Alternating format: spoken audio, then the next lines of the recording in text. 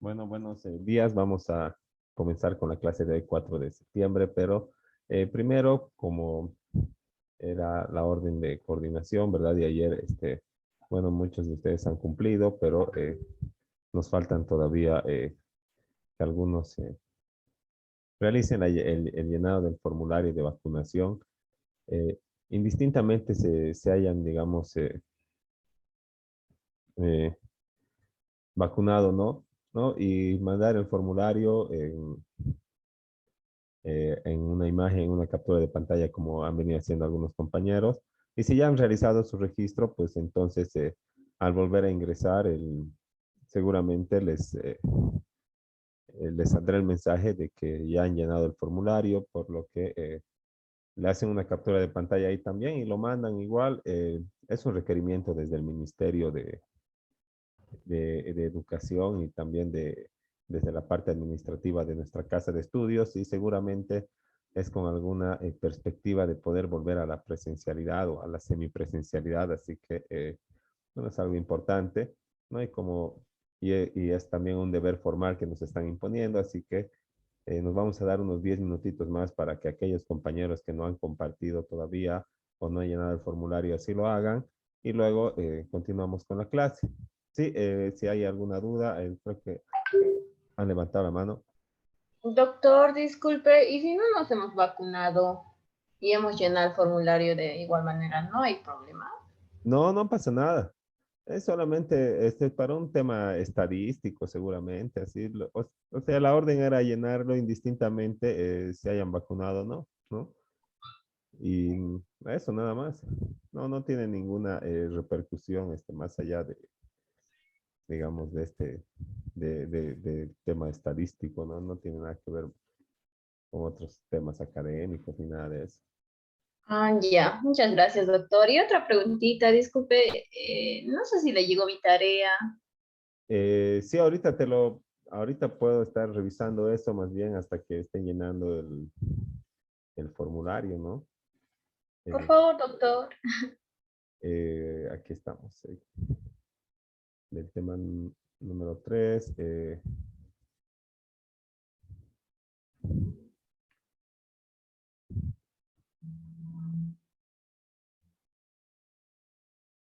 Herrera.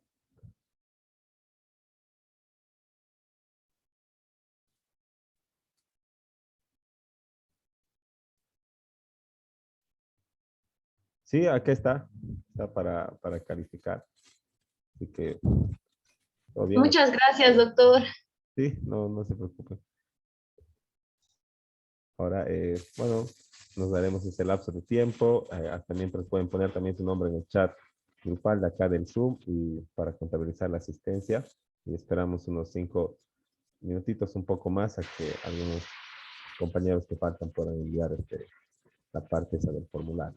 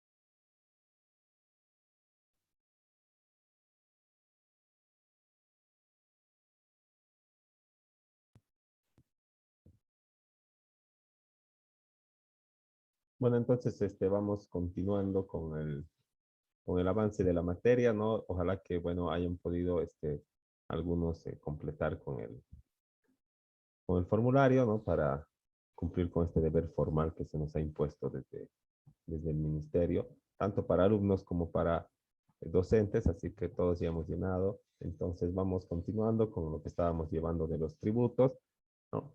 Y su estructura, ¿no? Y cuando hacemos referencia a esta estructura de los tributos que estábamos, en la que nos habíamos quedado la última clase, ¿verdad?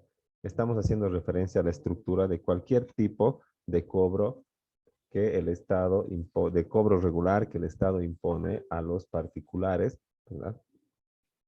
Como, digamos, pago por la realización de una actividad o por la obtención de utilidad, ¿verdad? Este se puede llamar impuesto, se puede llamar patente, se puede llamar regalía, se puede llamar contribución especial. Todavía sigue siendo un tributo, ¿verdad? Como ya habíamos mencionado antes, el tributo es un término genérico que contiene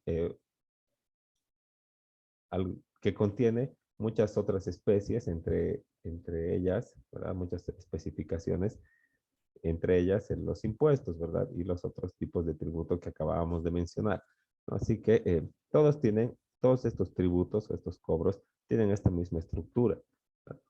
Y si hay algún cobro que tiene esta misma estructura, pero uno no está aprobado por un ente legislativo, sea nacional, departamental o municipal, y no se le llama ni impuesto, ni contribución especial, ni tasa, ni patente, ni regalía, y se le pone un denominativo diferente, pero si contiene la misma estructura, todavía es un tributo.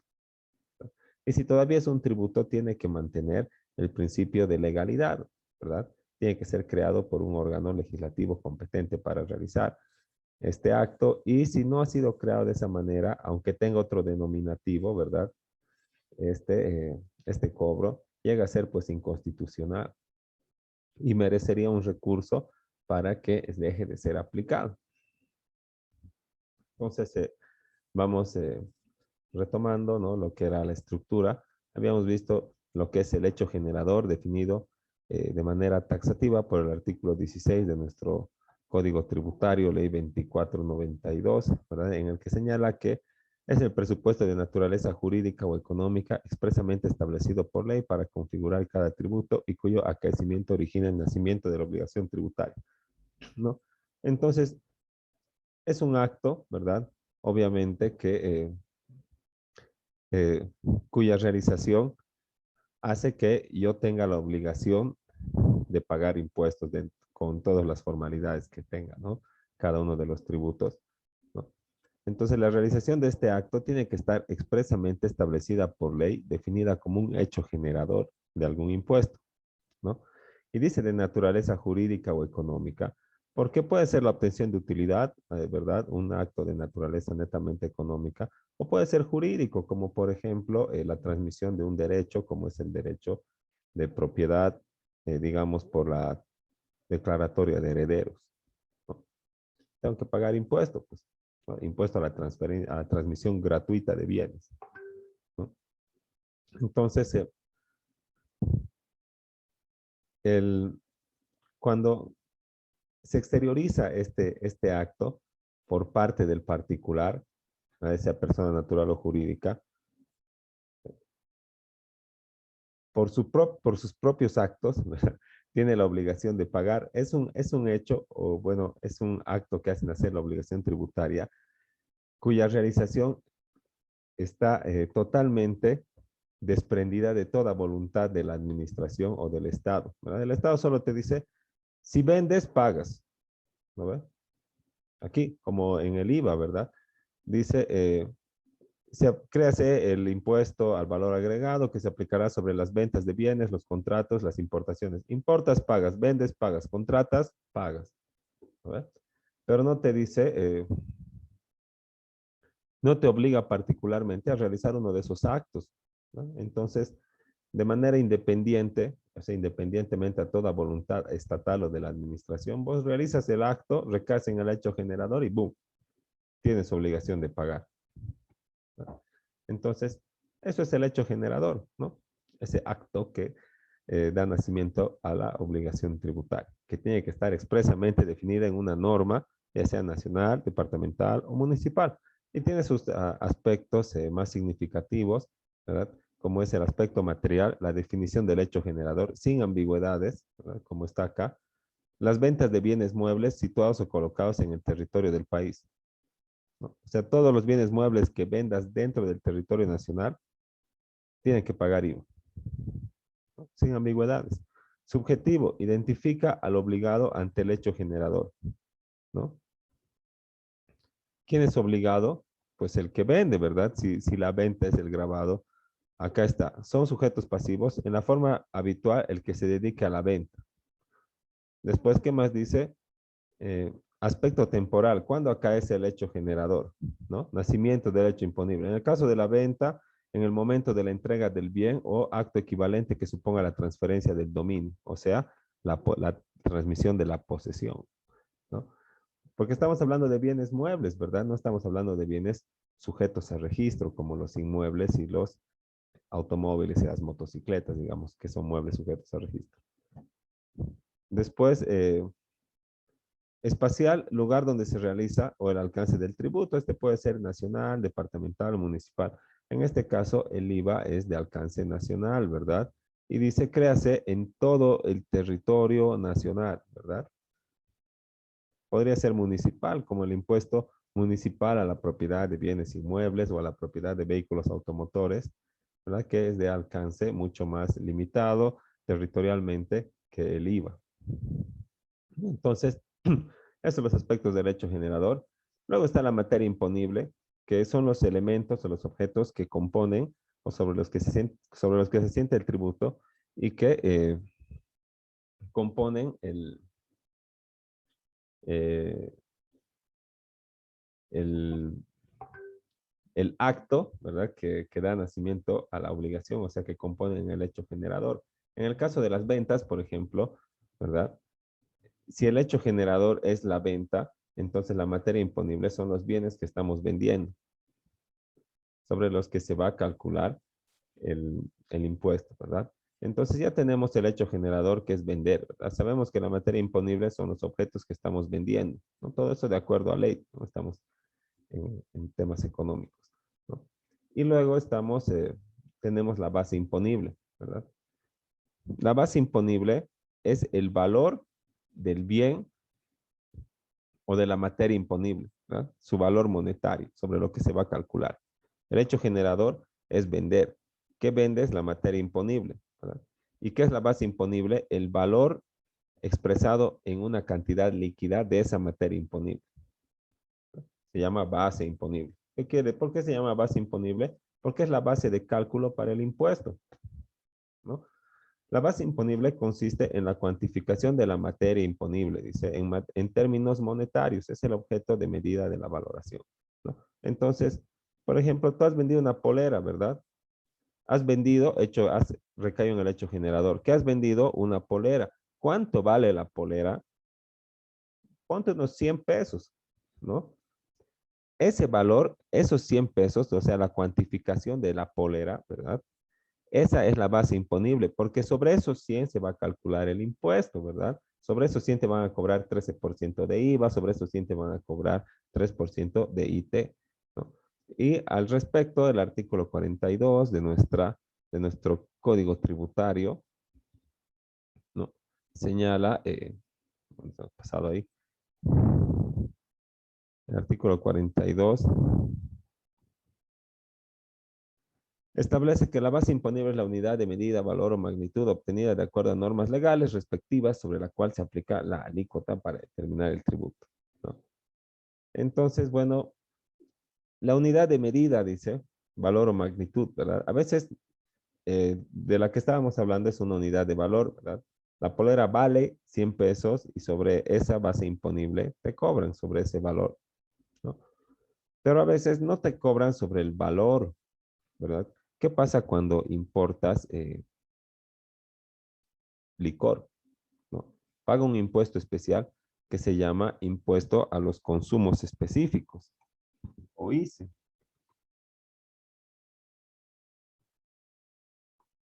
¿no?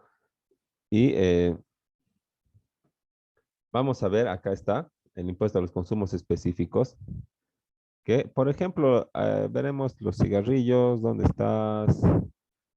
Acá está, ¿verdad? ¿Cuál es la alícuota? 2.63 por litro, ¿verdad? En vinos. En Singanis, 2.36, ¿verdad? Licores, cremas en general, 2.36, ¿verdad? Ron y vodka, 2.36. Whisky, 9.84 por litro. A ver, ¿ya? Y aparte, 10% del valor, ¿verdad? ¿Ya? Pero aquí estamos hablando de lo que nos dice el artículo 42, ¿verdad? Una medida, una unidad de medida. Nos están cobrando por litro, no por lo que vale el litro. Por cada litro que metas de whisky, de IVA, 9.84, directo, ¿no? Y la unidad de valor es eh, la expresión monetaria, pues, ¿verdad? ¿Cuánto cuesta ese whisky? Sobre su valor, sobre su precio, sobre ese cuánto cuesta, encima te van a cobrar el 10% más de ICE. Estos dos conforman el ICE. Después vas a pagar, obviamente, por la venta de tu producto el 13% del IVA y el 3% del IT. Así que por eso es pues tan caras las bebidas alcohólicas, ¿no? Y eso como un ejemplo de una medida de cómo se calcula o se establece la base imponible en una unidad de medida, en una unidad de valor. Y también tenemos unidades de magnitud sobre las que se cobran tributos, ¿verdad?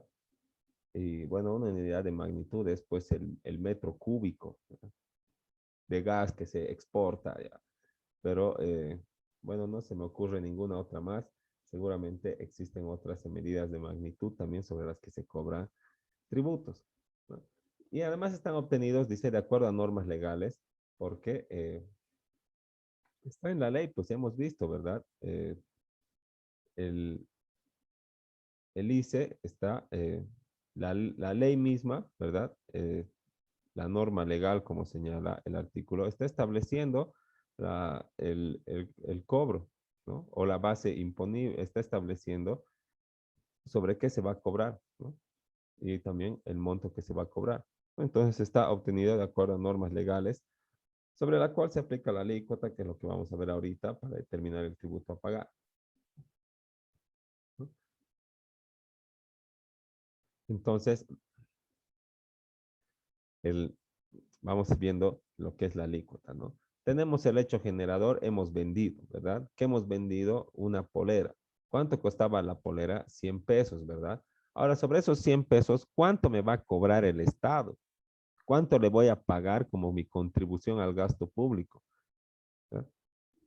Hemos visto que puede ser un porcentaje, ¿verdad? O puede ser algo fijo, ¿no? 2.36 por litro o 5%. En el caso del IVA, es un porcentaje, ¿verdad? Es el 13%. Entonces, la tasa o alícuota es ese 13% que se le saca a la base imponible, es ese monto que, como hemos visto acá, puede ser porcentual o fijo, que se extrae de la base imponible y que representa el tributo a pagar, ¿no? En términos generales, dice, podemos decir que la alícuota es la medida en porcentaje o tasa específica que se aplica sobre la base imponible y que determina el impuesto a pagar, obviamente, ¿no? El artículo 46, al ser de nuestro Código Tributario, al respecto se refiere y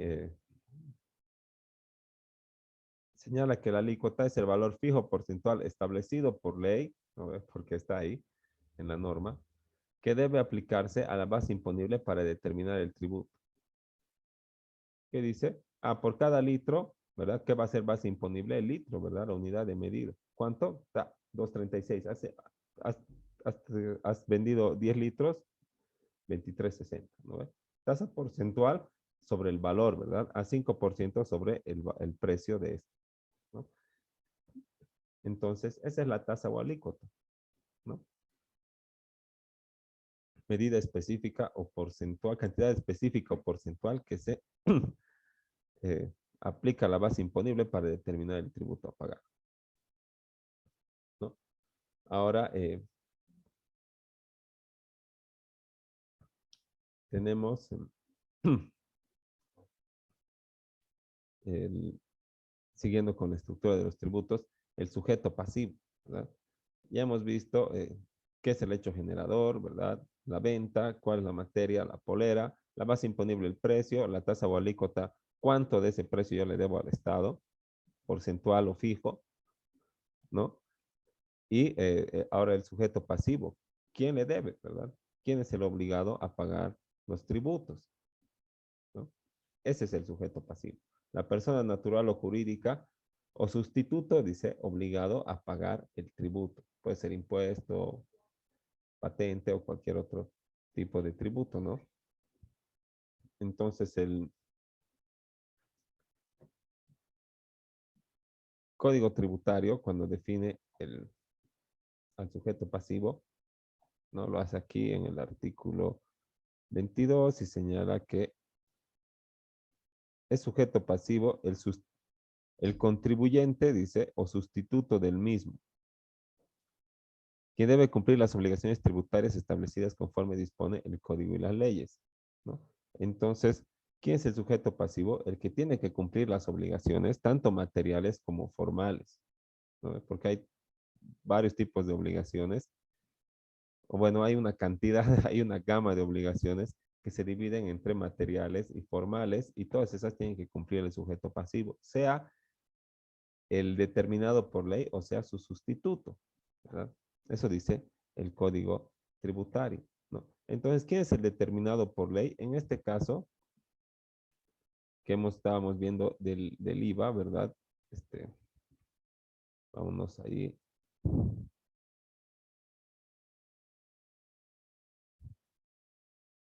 ¿No? Aquí define al sujeto pasivo, ¿verdad? Y dice, ¿quién es? El que realice, el que se dedica a la venta, el que realice venta de bienes muebles, el que realice importaciones definitivas, ¿verdad? Entonces, ese es el sujeto pasivo obligado por ley. Pero este sujeto pasivo o contribuyente, ¿verdad? Puede tener también, puede ser sustituido en sus obligaciones, ¿no? Y como si fuera, digamos, dos cosas diferentes, ¿no? El código tributario nos define también lo que es el contribuyente. Dice que sujeto pasivo es el contribuyente, dice, ¿verdad? Es sujeto pasivo el contribuyente. Y en contribuyente dice contribuyente es el sujeto pasivo. ¿No? Y bueno, entonces es como un sinónimo, ¿no? Respecto del cual se verifica el hecho generador de la obligación tributaria, ¿no? Ah, pero contribuyente es solamente el que ha recaído en el hecho generador. ¿No? Contribuyente no es el sustituto, pero el sustituto sí puede ser sujeto pasivo. Y el contribuyente es también sujeto pasivo, ¿verdad? Pero bueno, así es un poco complicado, pero estamos ahí. El, entonces, el obligado por ley, ¿verdad? Que puede ser el que vende, el que realiza importaciones, ¿verdad? Ese, el que está determinado en la ley, ese es el sujeto pasivo, llamémosle primario, ¿no? Pero el sujeto pasivo puede tener a alguien que le reemplace en las obligaciones y este señor que les reemplaza se llama su sustituto, ¿no? Que es una persona genéricamente definida que en lugar del contribuyente va a cumplir las obligaciones materiales y formales, ¿no? Ahora sí ya nos estamos quedando sin tiempo, vamos a empezar desde lo que es el sustituto al regreso del receso, pero en estos últimos minutos se quería saber si está todo claro, tal vez hay alguna duda, algo que hay que ampliar o repetir, o no sé, tal vez tienen algún comentario o algo referente al tema.